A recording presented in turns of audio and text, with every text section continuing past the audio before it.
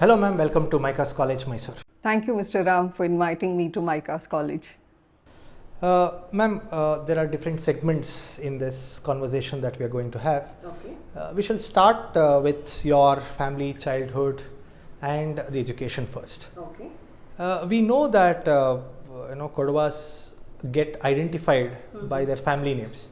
So even before we start our discussion, could you please tell us a little more about your family name, your parents, your schooling, and a little bit about your childhood and upbringing? So I belong to a small village in Ammati called Kavadi.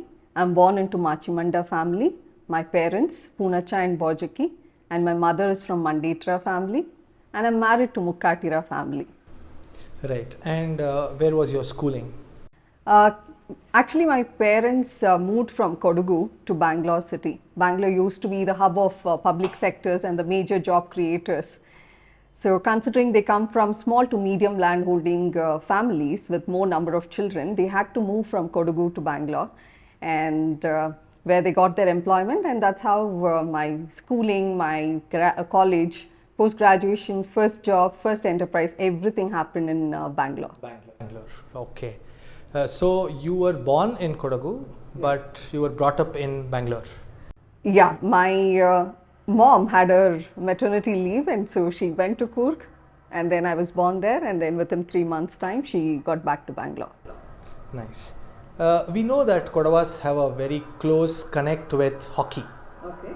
And recently, India happened to win a bronze medal in Paris Olympics also. Right. Is there any connection with hockey and your family? I think every Kodava family is connected to hockey, whether it is the family tournament that happens in Kodagu or playing at different levels, could be state, national, international. And my husband represented our country in 97 and 98. He was playing for India. Playing for India. Yeah. Okay, and then there should have been a big celebration in your house after India winning the bronze medal? Yeah, there was excitement. Yes, there is kind of happiness that India got bronze medal. Great. We will again go back to your education. Okay. What is the biggest takeaway that you have got from your formal education? I'll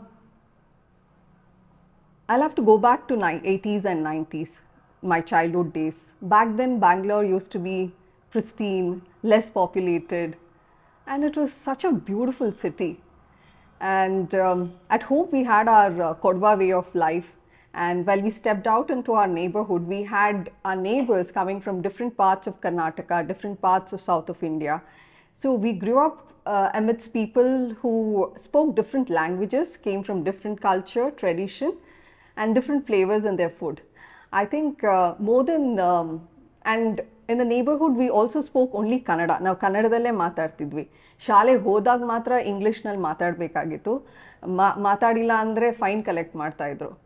So being one amongst this kind of diversity, adapting to different culture and learning from each other in real time are my biggest takeaway, whether it is school or in being in my neighborhood. And also we connect with our childhood friends, acquaintance, even today, whether they are spread across anywhere in the globe, it is very easy to connect with them. Given a chance, would you like to go back to your school days and that old Bangalore? Old Bangalore, of course, but I don't want to go back to school and study. Okay, right. There's too much of studies in our school days. Right. How good were you in studies? Were you a bright kid in the class, or you were the last bench student? I was never the last bench student. Okay. I was good at studies. I wouldn't have been in the 90s, but then always distinction. Is this what made you to specialize in taxation during graduation? Taxation is considered to be one of the toughest specializations in commerce. Did this encourage you to take up taxation? Taxation was a very new subject that was introduced during our undergraduation time. And along with taxation, there was another department called as travel and tourism. Late 90s, taxation and tourism was part of commerce studies. And I was fortunate enough to study taxation. It was one of the new subjects, and I got an opportunity. From taxation, you moved to HR. You specialized in HR. Yes. So, what actually interested you to take up HR? Okay. Soon after my graduation, I worked for GE Capital for a very short period. And I was always excited looking at the HR department, the way they carried themselves, the interpersonal skills, the articulation, the way they networked with different department. It could be the top management or the entry level people like us.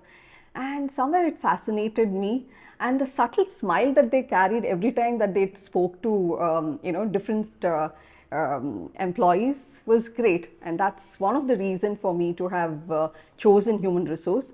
And also somewhere these attributes very well matched with my personality. That's how I chose HR.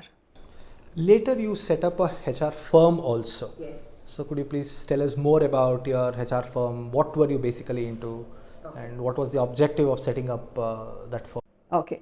By the time I started my HR firm, I was just about 25. I've had 2 years of experience in the corporate and in HR consulting. And those days there was a lot of data and interaction amongst us with regards to starting their own enterprise. And I felt I had these qualities to start. At the same time, traveling within Bangalore in 2000 was becoming a little difficult. So I chose to start HR. We cater to bearing industry, life sciences, pharmaceutical, and telecom software company, and did quite well. And it was a small HR practice. See, what we understand is entrepreneurship is challenging. Okay. And if you ask me, it is 2x times difficult for women to become entrepreneurs. Okay. There are a lot of challenges which comes along with the family and all other things. So, what actually motivated you to be an entrepreneur? Was it your education? Was it your family, or was it your personality?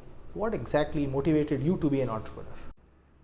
When we talk about challenges, challenges are part of any profession for that matter, irrespective of whether it is HR or accounts or anything for that matter. For an entrepreneur to run an enterprise, of course they're prepared to face the challenges, but it is risky because the startup success is just about 2 to 4% as per the records. Correct. And they have to perform their duties, they have to scale, grow, and make sure that the revenue is generated with limited resources. So more than highlighting about the challenges, I would throw the focus on an entrepreneur's personality, the ability to accept these challenges and have the right attitude and the right capabilities to accept it and stride in the right direction. You also mentioned about women in enterprise. Women in enterprise or in corporate or in government, okay, it is challenging. I accept it completely. At the same time, it is also that we have a lot of commitment on our personal front as well as professional front. And for that matter, any woman would want to give her best on both the sides. Considering that, it would be challenging, but then any woman for that matter could utilize the ecosystem, the support system, and use it to reach their end goal. And one more thing is, entrepreneurship is not forced upon anyone. It is a calling that it is a calling, is what I can say. Right. So, you were doing well as an entrepreneur. Yes. And you believe that it was basically a calling which made you an entrepreneur. And amidst all these things, you decide to go back to Coorg and venture into farming. What actually prompted you to go back to Coorg, to your roots, and then take up farming? It so happened that my dad lost 4 acres of his land. The reasons are he trusted a person beyond what is required to. Second is, when you trust someone, you don't have your land records. It is predominantly in the Patedara's name. And running between revenue office or different departments in revenue office is quite a difficult task. So my dad hadn't moved his share of property in his name, and this was an opportunity for a relative of him to encroach this piece of land and transfer it in his name. That was one of the reasons why I went back to Kodagu. And as a family, we had a few choices. Whatever was left over, we could have sold and vanished in busy city and done well in our profession, or we could have gone the legal way, or we would continue to maintain the leftover property and then be connected to the village that we are part of. We didn't want to be the outsiders to our own land. These were some of the predominant factors, and I chose to go back to Kodagu. And also subconsciously, as a child, I would say I want to be a farmer. During my entrepreneurship studies at IIM Bangalore, I had also told I want to be a farmer one day. I knew that after about 50 or 55, I would go back to my farmland, but it would happen in my 30s was unexpected. But I loved going back to my village, being connected to the farm, and experiencing all that what happened in the last 7-8 years. In fact, my next question was this.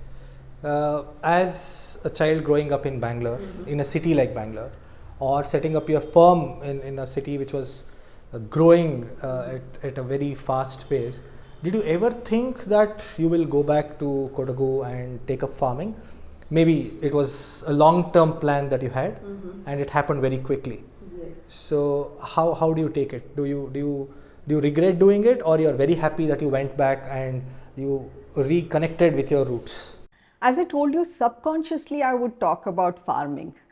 My mother used to have a little garden around her house, and Bangalore those days had the luxury of owning independent plots and also having garden. So somewhere I would talk about farming, whether it is in school days or in my higher studies days. I have spoken about it, but never expected it would happen that early. But I have no regrets for having gone back to my farmland. So after you went back to Kodagu and after you started farming, estate management, if we may call it so, and when did you develop this idea of Belli the Farmer?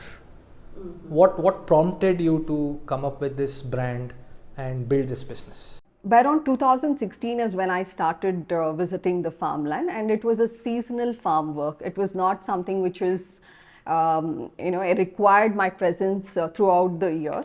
And I also had the workforce. I had the Maestri who would guide me a lot, from whom I learnt a lot. I learned from my father as well, because that level of farming is not known to an urban grown adult. So as the learning was happening, back end there was also that curiosity to know what we produce, where is it going, what is the kind of revenue that we generate for the kind of quality that we produce from our farmland. Well, I looked at all these numbers. We being the farmers, we grow the best quality of coffee, pepper, and to some extent cardamom. The revenue that we generate was much lesser than what a retail price was or what an export price was. So that curiosity developed, and then I explored a few other places in Kodagu, and reached out to a few people, and thought, why not develop a venture which is into spices, because there was a lot of work that was done on coffee, and why not involve the farmer community and then develop a brand. That's how Belli the Farmer was born. When I went through the literature related to Belli the Farmer, I understood that it was a partnership firm. In commerce education, we talk a lot about partnership, and we teach a lot about partnership firms. Okay. So selecting a partner becomes very important in a partnership firm. So are there any tips that you want to give to the commerce students when it comes to selection of partners, or the need and importance of partners in business? Okay. This answer might be common to anyone who chose to be an entrepreneur. See, during your ideation, you have a lot of idea. You also want to develop a prototype, whether it is in a product or a service. You have certain idea. We don't need to jump into having a partner immediately.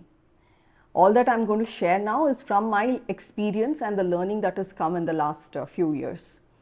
So you don't have to have a partner immediately. You can explore what are the opportunity and then see whether this venture is viable, whether what is the kind of scale that you're looking at, whether it is accepted by the consumer. These are the factors that you have to look into rather than immediately going in and bringing in partners to the company, or whether it is LLP, whether it is a sole proprietorship, whether it is company. And I also highly recommend that please don't go in for a company immediately. Start small, see where it is reaching. Instead of bringing in partners, go in for some kind of an advisory board wherein they can guide you, they can teach you the basics, and then you can look at bringing in partners. Once you graduate to that level, if in case you want to bring in partners, then again I would say go small and bring the right kind of people to the firm that you are starting or the venture that you're starting. Because as an individual or as a founder, if you have certain capabilities, you need to bring in a partner who can complement you in that venture, who can take the venture to the next level. For example, if you are strong on operations, if you are strong on communication, you will have to bring in another person who talks about finance, who talks about numbers, who talks about developing certain system, process, wherein the revenue generation becomes a regular mode and also it upgrades to the next level. So you will have to be very conscious when you bring the people onto board, and make the right decision when you bring your co-founder or a fellow director. So you mean to say there are two partners, the strengths and weaknesses of each other should be sort of taken care by both of them. True. The weakness of one partner should be ideally the strength of another partner. Exactly. Then it works well. SWOT analysis is a compulsory for everyone, whether you're bringing in a new person or whether you're starting something. Please do your SWOT analysis regularly. It could be like 15 days once to monthly once. You have to do your SWOT analysis based on your limitation, based on your weakness. Bring in another person who does not only speak about it but adds action to the organization. See, generally what we hear is people fear bringing in new partners. Yes. They fear the dilution of power and the role and scope in the organization that they run. Right. Should we really fear that, or adding right partners would help us expand the business? Again, it is a lot of calculation that you'll have to do. What is it that you want to put forth on table to the new person who is coming into an organization? What is the new person adding to the organization? And in case you have started the organization and run it for a couple of years and there is a revenue generation that is happening, so you should be on a negotiation table as to what is the kind of stake that you want to offer the new person, and which will be in accordance to the deliverables that he or she promises. Business incubation is very common today. We see a lot of incubation centers around us. True. Was your business also incubated? Were you a part of any incubation center? Yes. And what exactly happens in an incubation center? Our venture was incubated at NSRCEL, IIM Bangalore, and accelerated at TechnoServe. Okay. Yeah. So if I have to talk about incubation, I'll have to speak about yoga. Okay. In yoga, if you want to get the right posture, you'll have to go back to your basics. Correct. You'll have to correct your stretch, and only then can you get to the right posture. And to sustain there, you have to have the right breathing. Mm-hmm. Likewise, to take your enterprise to the next level, you need the support of incubation center. And we had the opportunity to apply at NSRCEL, and there were about 11,000 odd applicants. Okay. This happened in 2020, and it was also the COVID period. From 11,000 odd applicants, they filtered, and it was brought to about 3,000 odd ventures. From 3,000 odd, it came to about 350 odd ventures. From 350 odd, we were about 210 entrepreneurs who were incubated at NSRCEL. Okay. Okay. So what does an incubator primarily do for a venture? See, for a venture to sustain, you need a lot of guidance. You need to do a lot of course correction. So an incubator basically not just corrects the venture, but also adds in a lot of awareness, knowledge, life skill into an entrepreneur's everyday practices. Whether the venture succeeds or not, the entrepreneur becomes a better person. So any incubation center says, we invest on the entrepreneur, and it is there, we are like their students. For them, it is about nurturing us to the next level. They ask us many straight questions. For example, my venture was into pepper, and so, you know, from the farmer's side, I'm telling, like, we grow the world-class pepper, coffee, cardamom, and then this is the kind of revenue that we generate. At the same time, we also have a lot of good things that we can service. In the market side, the hygiene factor of spices is not right. They'll look at you and then they say, what is it that you are offering to your consumers? And then we go back to our drawing board, and then go back to our basics basically, and then do the course correction. We just explore what is it that we have to talk, because you can't tell stories there. You have to be very precise. And then I came back saying, enriching consumers' life with essential intact pepper, packaged and directly from the farm. And then the next question is, what is the value proposition that you offer?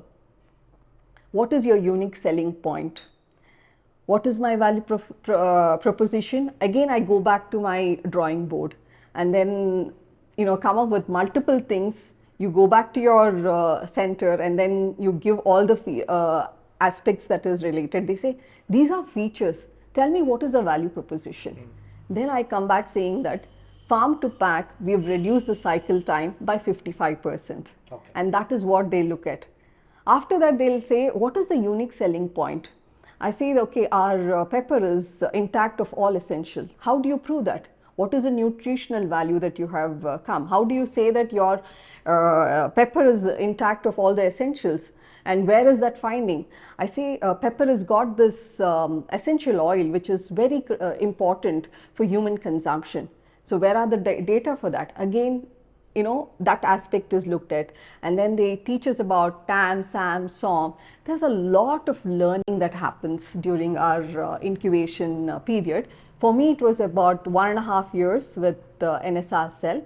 That was a great learning. It was not just learning from the incubation center, from the mentors, coach that we have, but it was also a great learning from fellow incubatees, peer women entrepreneurs who were doing fantastic job, and they had their goals set really high. Is it that in an incubation center, your ideas get streamlined and your thoughts are rationalized, and they remove the emotional part of it and make you a strong entrepreneur? 100% true. Now I told you, I went with this idea of essential intact spices, pepper in particular. They'll ask us, what is the market size? What is the kind of revenue that India is earning out of it? Have you done that study? And then they'll say, who are your competitors? Give us the facts and figures. Compete with, whom are you trying to compete with? and then we try to bring big names there, and then they say they not even look at you because you're way too small. One is that you're growing it, another one is you're trying to build a brand, another one is you're trying to sell it to the market. They ask us very prevalent questions, very apt questions, like who's your consumer, which is a geography that you want to target, what is the kind of revenue that you're going to generate, what is the ticket value, what is the number units that you're going to sell, and then they'll ask you why is it that you want to sell it, what is the kind of communication, what is the kind of communication that goes not just in your write-ups but also on the packaging. There are plenty of these kind of questions that every day they make us go through it and then practice it and then come back more confident. The emotions are set, we leave behind the emotion, we come back to facts and figures, we come back to looking at what is it that we are here to achieve, what is the purpose of our business. I still remember going to my mentor and saying, sir, you know what, I have this friend in Japan, and then they bought pepper and other spices from us, and then he's like, so what big deal? So do you have any kind of compliance to directly supply? How many volumes are you sending? Is it only about 5,000 rupees of products that you've sold? And then I say, okay, I've also sold it to 40 odd customers in the US. Nothing great about it. Concentrate on the geography that you have to look at. You don't have to waste your energy going everywhere. You have to concentrate on who your who your market, where your market is, who your consumer is, how are you going to do the consumer acquisition, do you have the capabilities to even build a brand, is a kind of question they put it across. At times it's like you feel a little emotionally down. What am I trying to do? Why am I going so excited and sharing all this information? But every time they give us this kind of feedback, it is actually making us more stronger. However dynamic you were in your previous job or previous enterprise, all that does not matter. What matters is present. What is your purpose? How are you going to do it? Where are you going to do it? What is a number? What is the revenue that you generate? And are you actually making any profit out of it? That's the kind of training that we great. Yeah. So that's what every incubation center actually does. That is what I saw in NSRCEL. Okay. That is what I've experienced in NSRCEL. Great. You were talking about your mentor. Yes. How important are mentors to build brands, and what exactly we should expect from the mentorship, business mentorship? Very interesting. And just imagine if Lord Krishna had not imparted the kind of knowledge, wisdom to Arjuna, Mahabharata wouldn't have been this interesting. At the same time, we wouldn't have got Bhagavad Gita, which is so very important today, tomorrow, and it was as important it was then. The kind of knowledge that we get from Bhagavad Gita is immense. Likewise, I had the opportunity to interact with quite a few mentors. I would like to bring out three names. One is Professor Handa sir, who is associated with NSRCEL and also teaches at IIM Ahmedabad. Dr. Mahesh Rao, who is associated with TAI, and Mr. Vijay Ladda, who is associated with quite a few incubation centers. So they come up with some kind of suggestion which makes you realize what is it that you're doing wrong, what is it that you're doing right, how is it that you want to go forward. The first time, it was early period at my incubation center, and Professor Handa sir told me, Ramya, are you not wasting your time trying to sell pepper? And I was like taken aback, and then I was like, no sir, I'm very much inclined to take it forward. At that point in time, it was a little harsh, But then the way he explained it over a period of time was very important, made a lot of difference in the way I looked at enterprise.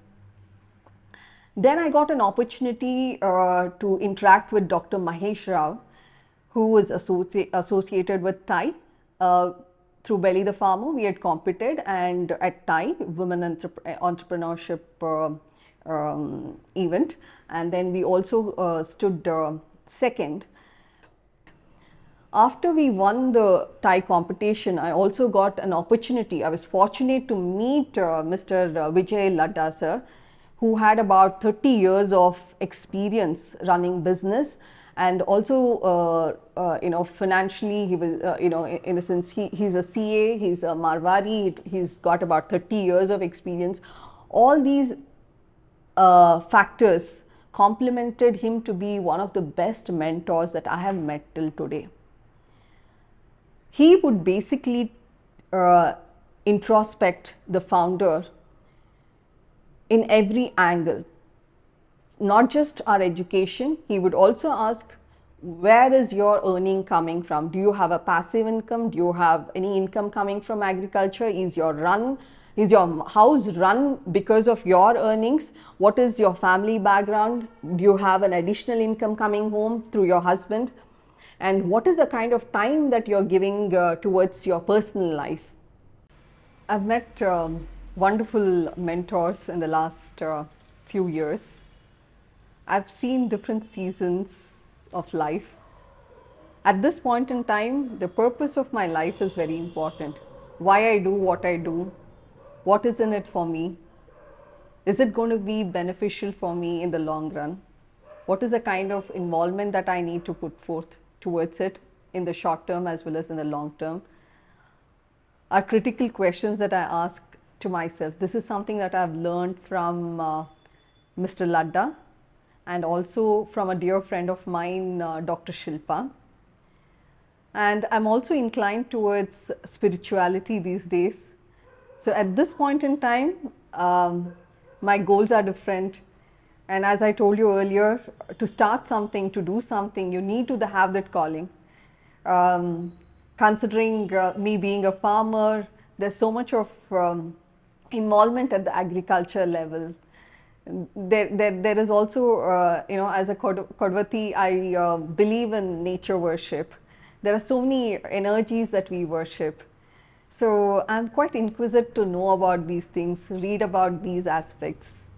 And at this point in time, regularly do my SWOT analysis, and I'm also in a quest to understand what's my life's purpose.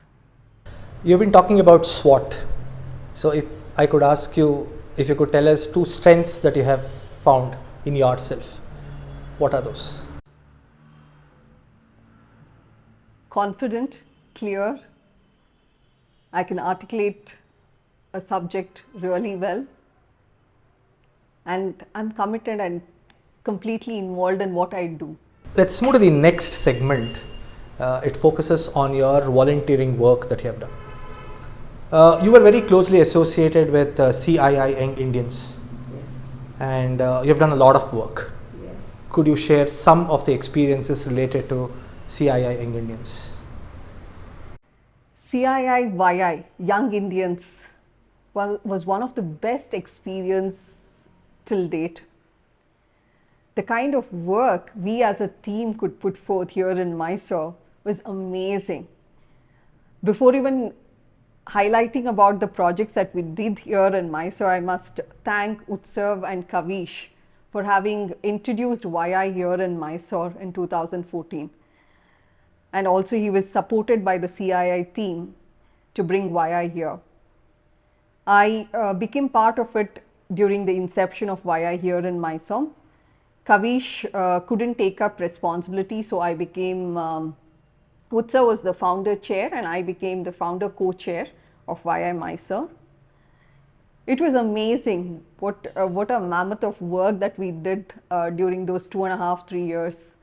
And during my period, we had a lot of interaction with the government bodies, and we involved them in the participation of bringing out the right kind of projects here in Mysore. We did about 106 projects here in Mysore during that 1 year, and we were about 70 members. Each one of them, they came from different way of life, they came from different enterprise. But when it came to YI's project, they were completely involved. Even if it was for 2 hours in a week, they would give their 100% into making those projects a big success. It could be Go Green, Gift and Organ, it could be YOA projects, it could be plenty of other projects, like I remember Go Green. Initially, we met MCC commissioner, who was Mr. Betsurmat, and then after taking all the information, he guided us to meet the DC. While we went to the DC, at that point in time, Ms. Shika was the DC, and she asked us, what is the kind of groundwork that you have done? You say you want to plant saplings. What is the kind of groundwork that you want to you have? Have you done any project? Do you know where? Do you know where these saplings can be planted? Have you interacted with the different departments? Go back to your drawing board and start building on your what idea you have. So all of us would go back and in our own capacity try and bring out information, interacted with MUDA, interacted with the University of Mysore, interacted with the Forest Department. At that point in time, DCF was Mr. Manivanan. And then we went back to her with a project, and then she was super impressed. She brought together many other organizations here in Mysore, and for about 3 months, we influenced these government bodies and other parallel wings like many other organization, voluntary organization, to plant about 1 lakh saplings during the monsoon period, followed by watering these saplings for the entire 1 year.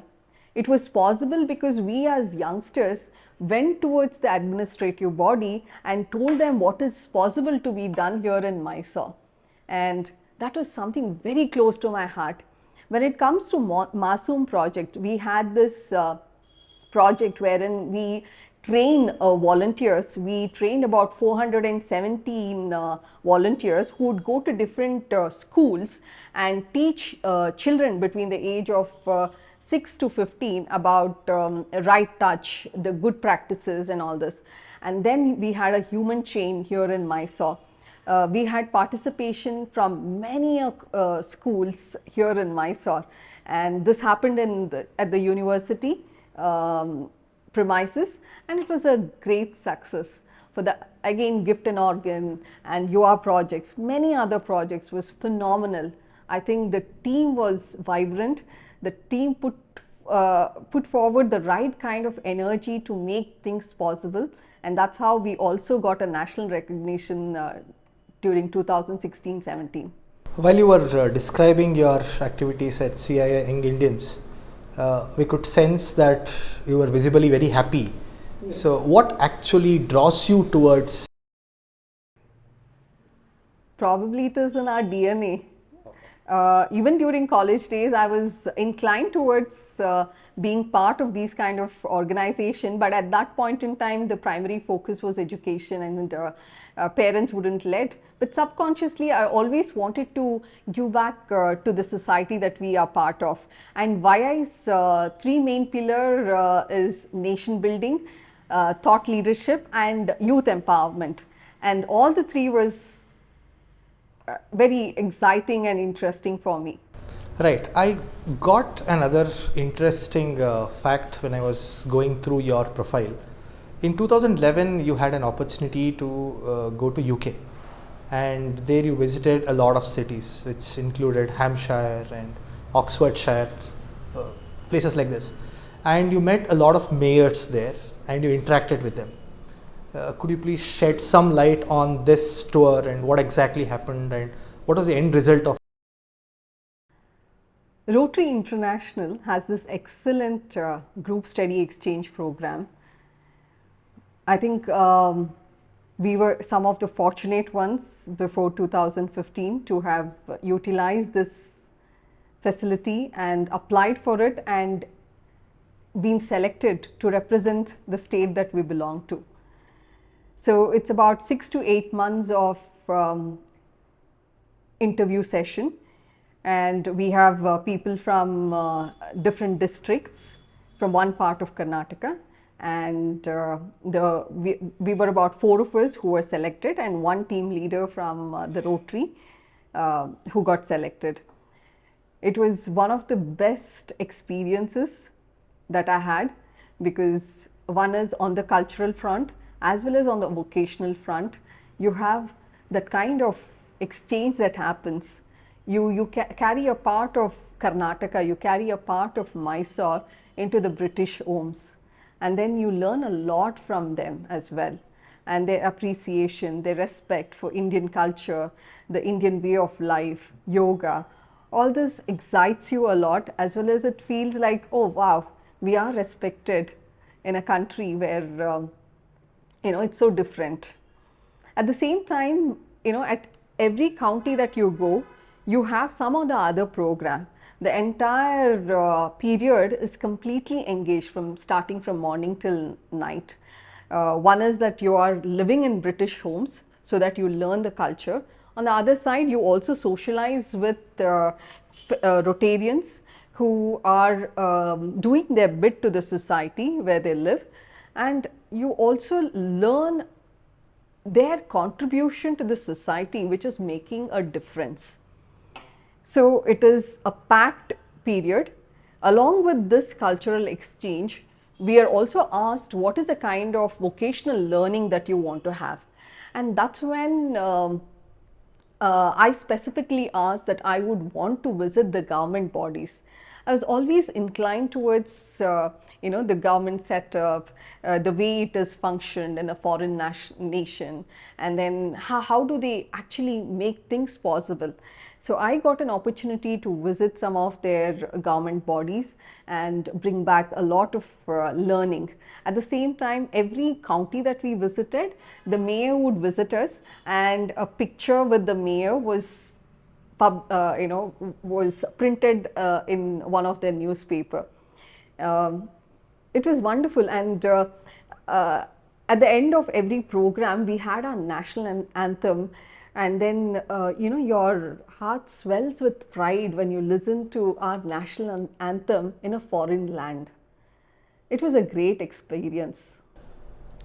Those learning from that visit, was it shared with the government and government bodies here in Mysore? It was shared with the government bodies, but we have this district government or district governor. So we would the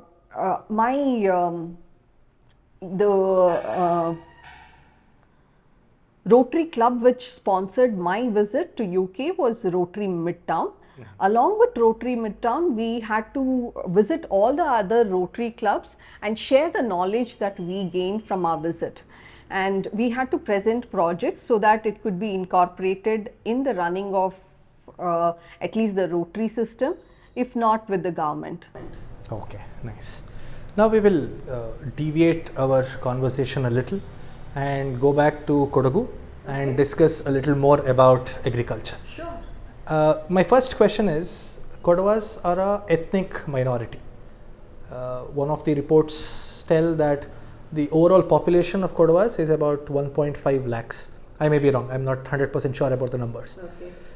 But the report also told that you are spread across the world, and the population in Kodagu of Kodavas is depleting. So is it having, or has it impacted your culture and lifestyle at Kodagu? If at all it has an impact, or it has nothing to do? Okay. With the data that you mentioned, true, I've also read that we Kodavas are about 1.5 lakhs. And along with Kodavas, this could be some kind of an information for you. There are about 18 to 21 communities in Kodagu who practice the Kodava way of life. Okay. Along with Kodavas. Amma Kodavas, who are predominantly the priests at Bhagamandala and Talakaveri region. Now, all of them are from the agrarian background. Amma Kodavas Iris, Heggedes, all of them follow 18 to 21 communities follow the Kodava way of life. They speak Kodava language. Their culture, their tradition, their food habits, everything is quite similar. Even the Kodava Mapales, who follow another religion today, are originally Kodavas. That is one side of reality. So anything that Kodava or a Kodava culture following community does on the international map or India map, we take pride in their achievement. And predominantly the Kodavas were recognized in the army, the three armed forces, and in hockey. Over a period of time, say about 20 years, in the last 20 years, we see Kodavas in multiple fields and they are excelling very well. It could be corporate, it could be entrepreneurship, it could be film industry. They're doing really well. Lawyers, excellent lawyers that we've got from Kodagu.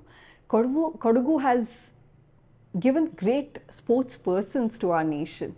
So on one side, there's a lot of branding that is happening with regards to the people who come from Kodagu and the commodities that we grow.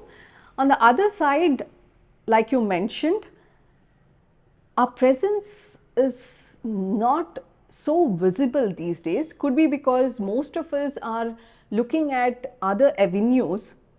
So there is certain limitation for them to regularly visit their homeland. The real impact can happen when these people who have migrated to other places in search of different kind of growth that they are looking in the chosen field, probably after they finish that period of experience, the growth that they want to see in their chosen field, if they can come back to their roots, if they can continue to hold their agriculture land and practice agriculture, be one with the culture and tradition which is passed on to us from time immemorial, from our ancestors. There are such beautiful systems. The very thought of worshipping nature is so very amazing.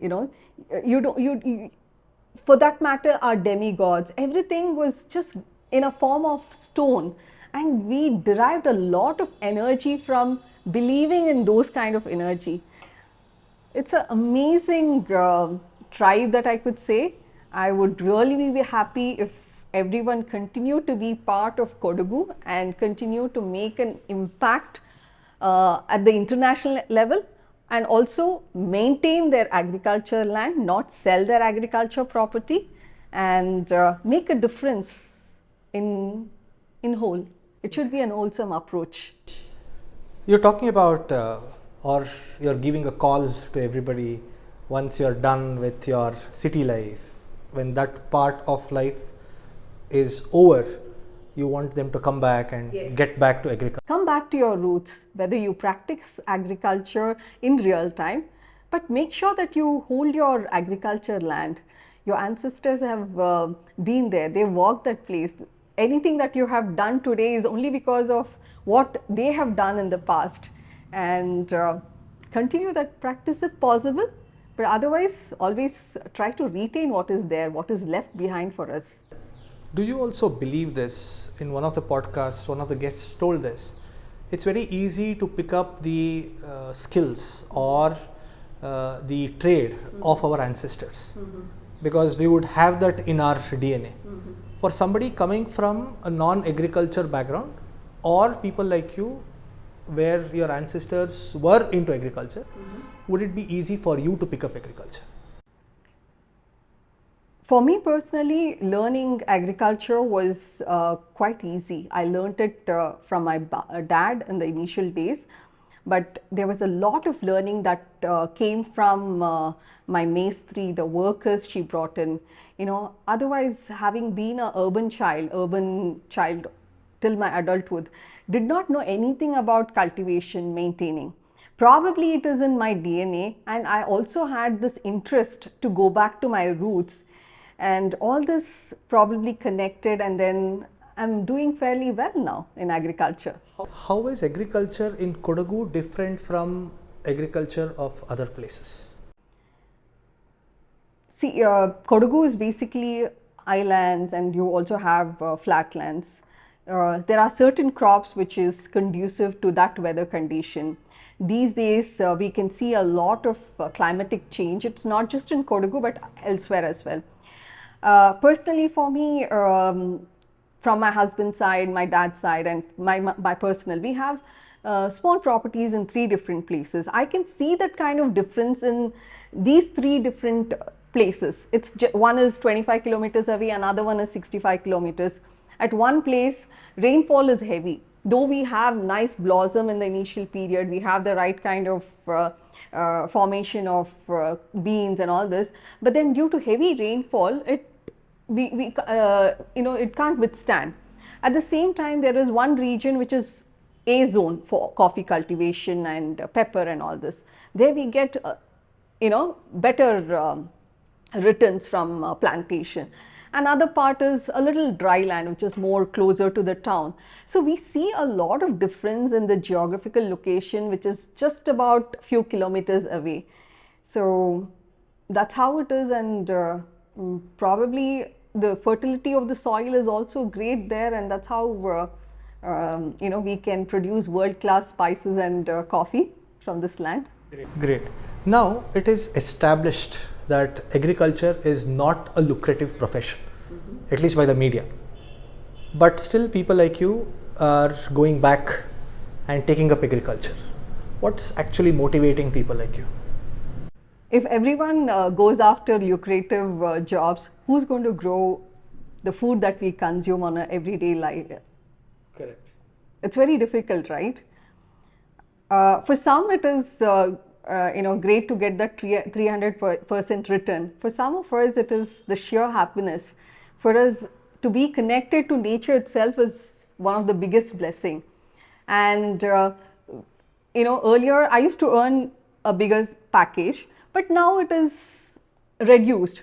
But then it is up to us to be satisfied, content with what we earn, and the kind of happiness that you get, the kind of celebration that is attached to agriculture, I think no money can actually equalize it.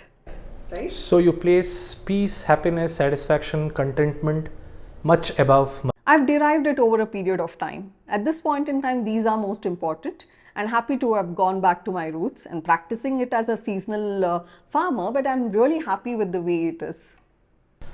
I've also heard something called the sacred forest, what is generally called Devarakadu in Kodagu. Could you please elaborate a little on that for the benefit of our audience? Devarakadu is basically a virgin land. We believe, considering that we are nature worshippers, we believe that devas, the gods, goddesses, resides there. So we are not supposed to disturb that Devarakadu, sacred forest. Till about few years, it was untouched, it was virgin and had a lot of protection. We had even the wildest beings, creatures present there. Unfortunately, today with a lot of movement of population from different places, the sacred forest is reducing. I'm told it was about 16,000 acres earlier, but it is reduced considerably. It is about 6,000 is what I am told today. These are protected lands, and I would request the government to protect these lands, because Kodagu is an eco-sensitive area, and with what has happened in Wayanad and with what has happened earlier in Kodagu, if we don't protect our land, I think it's going to be very difficult. Earlier, our population was very small. We needed people to settle in Kodagu because we needed the workforce from other places. But at this point in time, it's also become a threat. Tourism should be very focused in a way that we don't spoil the ecosystem. Development is good, but not at the cost of disturbing the land. And Kodagu, for that matter, is a beautiful place. It should be on the world map throughout, and it has to be protected. It can happen only when people from Kodagu, along with the collaboration with the government bodies, could be the current MLA, the MPs, whoever is going to come today or tomorrow, we all have to work together to protect these sacred forests or Devarakadu, protect Kodagu in particular. Right. We hope this podcast reaches the right authorities and they focus and help in protecting the Devarakadu of Kodagu. I'll go to the next question. See, what we have understood through this conversation is you were an HR, then you have been an entrepreneur, then you have done a lot of work or you're involved in agriculture, and you've also done a lot of volunteering, and you've done a lot of touring also through your volunteering job or experience. So with all these things, is there any advice that you can give to the student community? So I would basically say that the next 20 years for those youngsters who are still studying in the college is going to be one of the most exciting period. They're going to chase their dreams, they're going to reach their goals, they're going to see, they're going to monetize their effort. There's going to be a lot of changes that's going to come. And as they reach their goal, there's going to be a little of turbulence. My only request would be like, with all the success, with all the failure that one happens to experience in the course of their life, they need to take care of themselves. When I say take care, mind and body is very important. Please take care of your physical well-being. Please take care of your mental well-being. Because when you protect these two aspects, the rest of the things falls in place. And on a lighter note, I would always say that stop eating from outside. Try and learn the art of cooking. It's going to come a long way for your survival. How good a cook are you? I'm a good cook. I enjoy cooking. It's a stress buster. Right. I'll go to the last question. My last question is, there are a lot of women entrepreneurs out there and they have their own set of challenges to deal with. So being a women entrepreneur yourself, is there anything that you want to tell them? Please utilize the ecosystem that is available today, and you surely need the business traits to succeed in today's competitive world. Have that confidence and go there and charge. Have that courage to go towards your goal. It could be small goal or it could be big goal, but achievement is decided by you. What the world talks about it is not important. What you want from life, what is your purpose of life is very important. Go after it. Be courageous. No one is stopping. Everyone is supporting you in today's world. I although told that would be the last question, but I want to ask another question. Okay. What is your life goal and purpose? I believe life itself is the greatest blessing given by the Creator, and every soul that comes on this planet is blessed and has its own purpose. At this point in time, with the different kind of experience that I have seen, I think I'm a wonderful soul on this beautiful planet, experiencing this journey happily.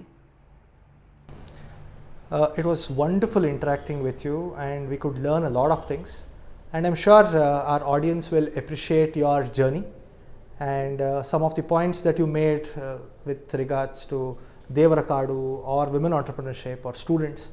It is well taken by the segment and they respond to it positively, and we could see a lot of changes and our planet becomes a better place to live. Thank you so much for being a part of this conference. Thank you so much, Mr. Ram, for inviting me to your college.